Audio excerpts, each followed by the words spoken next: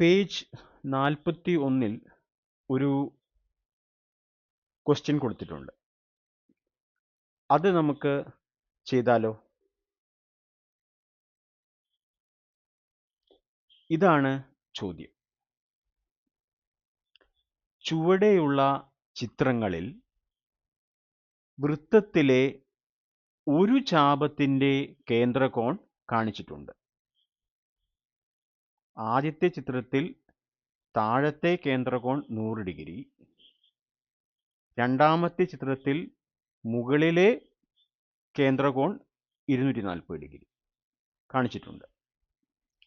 ഓരോ ചിത്രത്തിലും ചാപം വൃത്തത്തിന്റെ മറ്റു രണ്ട് ബിന്ദുക്കളിൽ ഉണ്ടാക്കുന്ന കോണുകൾ കണക്കാക്കുക.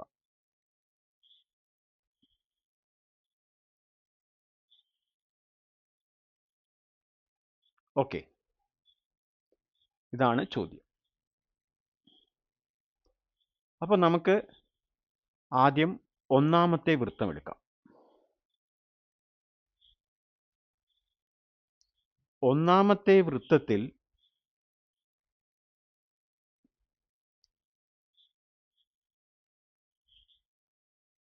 താഴത്തെ ചാപത്തിന്റെ കേന്ദ്രകോൺ തന്നിട്ടുണ്ട്.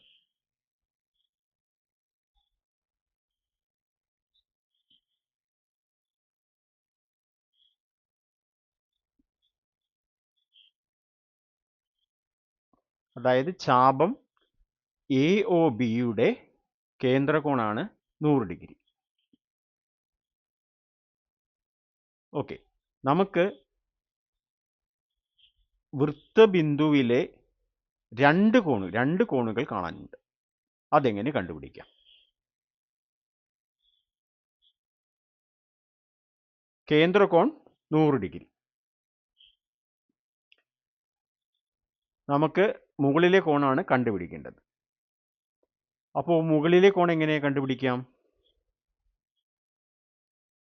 നമ്മുടെ തത്വം അനുസരിച്ച് ഒരു ചാപം വൃത്തത്തിൽ ഉണ്ടാക്കുന്ന കോണിന്റെ പകുതിയായിരിക്കും അത് വൃത്തത്തിലെ മറുഭാഗത്ത് ഉണ്ടാക്കുന്ന കോൺ. അപ്പോൾ ഇവിടെ വൃത്തകോൺ എത്രയായിരിക്കും? 50 ഡിഗ്രി ആയിരിക്കും. കാരണം അതിൻ്റെ മറുവശത്തുള്ള ചാപം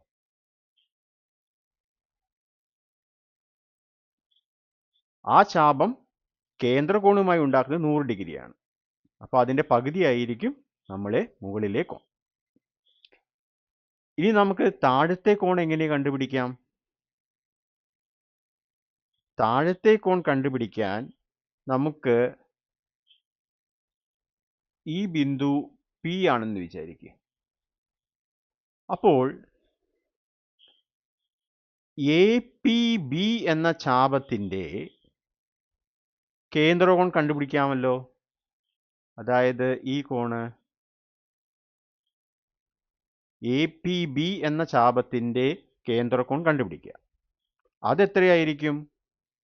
കേന്ദ്രകോണിന്റെ ആകെ തുക 360 ആയതുകൊണ്ട് ചാപം APBയുടെ കേന്ദ്രകോൺ 360 മൈനസ് 100 ആയിരിക്കും. അതായത് 260 ഡിഗ്രി ആയിരിക്കും.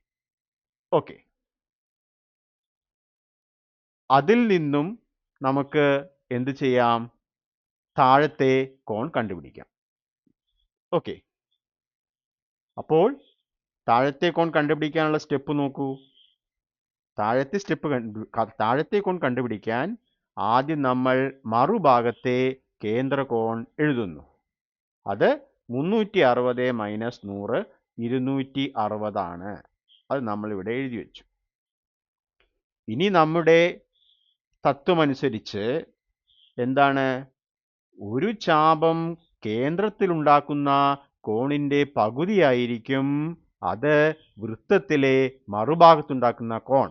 അപ്പോൾ നമ്മൾക്ക് താഴത്തെ കോൺ എന്ന് പറയുന്നത് എന്താണ്? എതിർ ചാപത്തിലുള്ള കോണാണ്.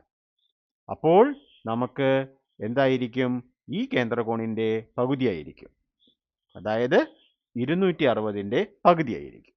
അപ്പോൾ 130 എന്ന് കിട്ടും. ഓക്കെ.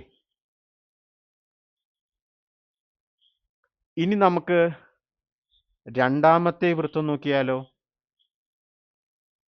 രണ്ടാമത്തെ വൃത്തത്തിൽ നോക്കൂ, നമുക്ക് മുകളിലെ കേന്ദ്രകോൺ തന്നിട്ടുണ്ട്. അപ്പോൾ നമുക്ക് താഴത്തെ കോൺ കണ്ടുപിടിക്കാൻ എളുപ്പമാണ്. മുകളിലെ കേന്ദ്രകോൺ 240 ഡിഗ്രി. അപ്പോൾ താഴത്തെ കോൺ എന്തായിരിക്കും? 240ന്റെ പകുതിയായിരിക്കും. ഈ 240 ഡിഗ്രി കേന്ദ്രകോണിന് എതിരെയുള്ള വൃത്തത്തിലെ കോണാണ് താഴെ അടയാളപ്പെടുത്തിയിരിക്കുന്നത്. അതിനാൽ ഈ കേന്ദ്രകോണിന്റെ പകുതിയായിരിക്കും താഴത്തെ കോൺ. ഓക്കെ. അതായത് ഇവിടെ ഞാൻ എ എന്നും ഇവിടെ ഞാൻ ബി എന്നും ഇവിടെ ഞാൻ പി എന്നും ഇവിടെ ക്യു എന്നും കൊടുത്തു. ഇപ്പോൾ എ പി ബി എന്ന ചാപം, ആ ചാപത്തിൻ്റെ കേന്ദ്രകോണാണ് 240 ഡിഗ്രി.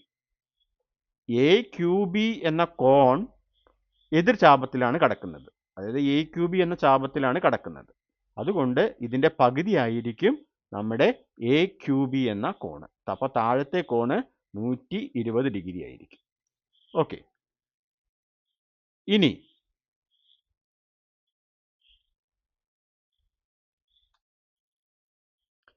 മുകളിലെ കോൺ എങ്ങനെ കണ്ടുപിടിക്കാം? മുകളിലെ കോണ് കണ്ടുപിടിക്കാൻ വേണ്ടി നമുക്ക് താഴത്തെ കേന്ദ്രകോൺ കണ്ടുപിടിക്കാം. ഓക്കെ. അപ്പോൾ താഴത്തെ കേന്ദ്രകോൺ എത്രയാണ്?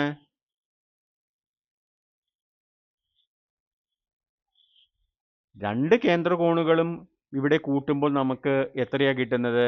360 കിട്ടുക. അപ്പോൾ ഇവിടെ നമുക്ക് ഇനി ബാക്കി എന്താണുള്ളത്? 120 ഓക്കെ. അപ്പോൾ അടിയിലെ കേന്ദ്രകോൺ 120 ഡിഗ്രിയാണ്. അതിൽ നിന്നും നമുക്ക് എന്ത് കിട്ടും? അതിൻ്റെ പകുതിയാണ് മുകളിലെ കോൺ. അപ്പോൾ മുകളിലെ കോൺ എത്രയാണ്? 120/2 60 ഡിഗ്രി. ഓക്കെ. അപ്പോൾ നമുക്ക് താഴത്തെ കോണ് എത്ര കിട്ടി? 120 ഡിഗ്രി എന്നും മുകളിലെ കോണ് 60 ഡിഗ്രി എന്നും കിട്ടി. ഓക്കെ. സിമ്പിൾ അല്ലേ? ഓക്കെ.